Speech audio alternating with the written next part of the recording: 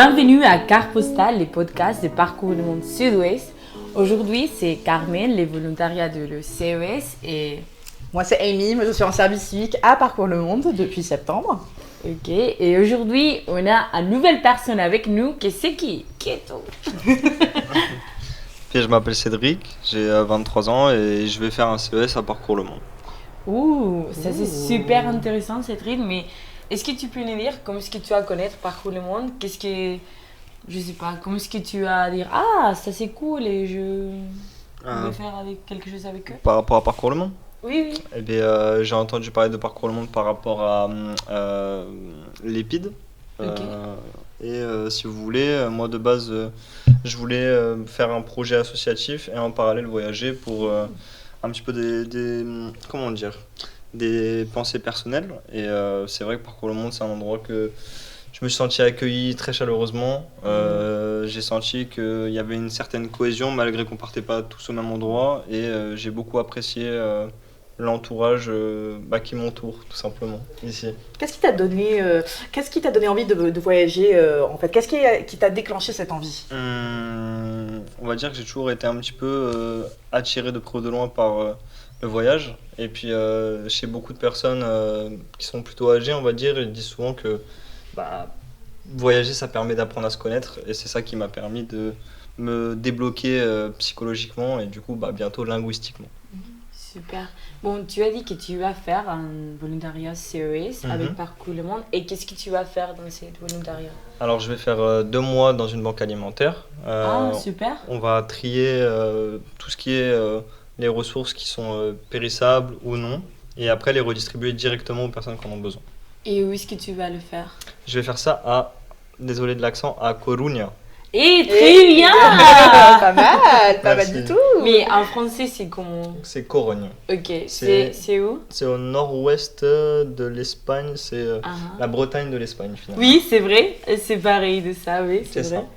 Et quels étaient, parce que maintenant, voilà, tu es dans toute la préparation à partir, tu pars bientôt, tu pars dans le mois. Quand est-ce que tu pars? Dans combien de jours? Je pars, je dirais, dans 5 jours. 5 jours. Ok, c'est très très bientôt. Et à Parcours le Monde, nous, bien sûr, on fait de l'accompagnement de A à Z. Comment a été cet accompagnement avec soi? On va peut-être commencer par dire plutôt, quelles étaient tes craintes avant cette préparation pour ce volontariat? Ok, écoutez, j'avais peur que je connaisse pas beaucoup de monde, il y avait beaucoup de monde les premiers jours, etc. On a eu des exercices de déblocage, je n'ai plus les noms. Oui, ça c'est pendant les ateliers allés, c'est ça? C'est ça. Ok, et cool. Par rapport aux liens que je faisais du coup des autres personnes qui sont pas avec nous, qui partent par exemple en Italie ou en Norvège, et on crée une cohésion dès les premières heures. On fait des activités ensemble qui créent une certaine cohésion et qui font qu'on est tout de suite plus à l'aise. Que ce soit avec les ambassadeurs, avec les formateurs, si je peux appeler ça comme ça. Les accompagnants, les volontaires. Et les volontaires, et on va dire que...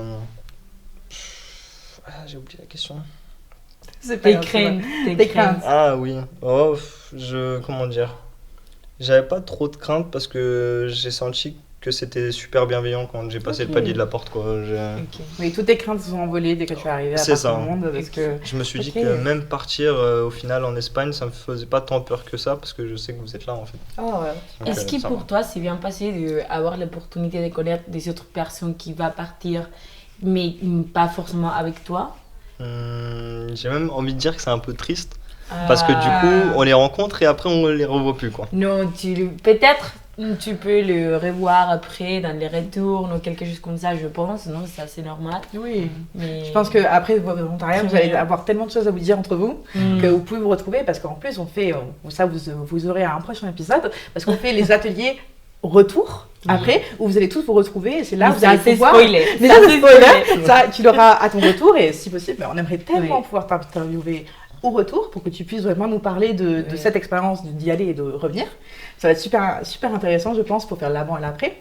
Mais est-ce que tu peux aussi nous dire comment ça s'est passé, voilà, cet accompagnement à l'aller? Combien de journées est-ce que ça a duré? Qu'est-ce qu'on a fait exactement? Est-ce que tu sais?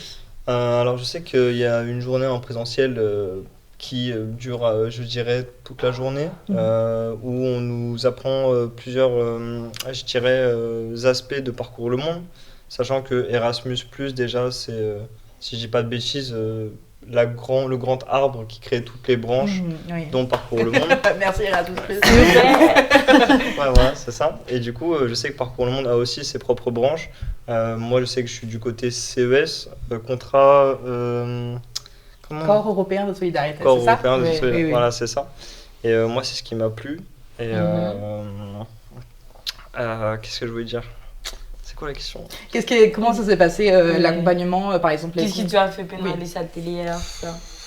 Tous les ateliers étaient très pédagogiques et très intéressants. On apprend à connaître les gens sans, comment dire, sans stress, sans anxiété. On est tous là pour les mêmes raisons Super. et on a juste envie d'apprendre à se connaître et voyager, quoi.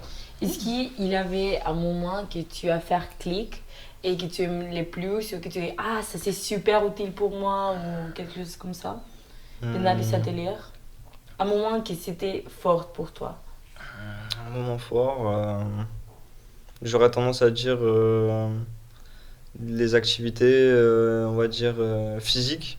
Il y a des activités où avec les mains, on devait chacun notre tour soit passer une balle invisible, soit oui, c'est la balle, etc. l'activité. Ah, ok. Et en fait, je trouve que c'est des activités qui se perdent, puisque c'est des activités qui ne nécessitent pas de matériel et qui rapprochent vraiment les gens, parce que ça se voit que au début ils sont pas à l'aise et au bout du 3e tour, en fait, ils rigolent, quoi. Oui, Et ça c'est la magie de les synergies. Ouais, c'est ça, les ateliers oui. de cohésion qu'on fait à Parcours le Monde, on les fait sans cesse parce qu'on sait que c'est ça qui va rapprocher les volontaires ensemble. Parce que voilà, des fois on envoie des groupes, vous êtes 4 à la Corogne, c'est ça?